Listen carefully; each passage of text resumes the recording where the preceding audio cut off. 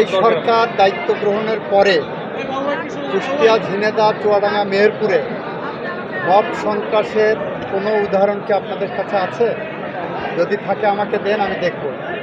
দৌলতপুরে পীর হত্যাকাণ্ডের ঘটনাটা আছে, এগুলো বিচ্ছিন্ন ঘটনা, এটা মব সন্ত্রাস হিসেবে দেখবেন কিনা জানেন, বিচ্ছিন্ন ঘটনা এবং তাৎক্ষণিকভাবে প্রশাসন যা ব্যবস্থা নেওয়ার দরকার নিয়েছে।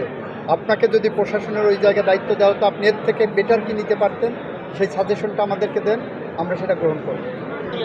এই এলাকার উন্নয়নের পদক্ষেপের মধ্যে আমরা রেল লাইনের চিন্তা করছি, আমরা চিন্তা করছি দ্বিতীয় পদ্মা সেতুর, আমরা চিন্তা করছি কৃষি বিশ্ববিদ্যালয়ের, আমরা চিন্তা করছি মেডিকেল কলেজগুলো আরও বাড়ানো যায় কি না। আমরা পিছিয়ে পড়া অবহেলিত জনপদ, আমাদের ন্যায্য হিস্সা এতদিন বুঝে পাইনি, আমরা সেই হিস্সাটা বুঝে চাই। আমরা খুব দ্রুত কোন উন্নয়নটা আমরা দেখতে যাচ্ছি, যদি একটু বলতে চাই, আমরা খুব দ্রুত কোন উন্নয়নটা আমরা দেখতে যাচ্ছি? আমরা রেল লাইনেরটা অনেক দূরে গিয়েছে, কোনটা আগে হবে বলতে পারছি না, হাতে গিয়েছে।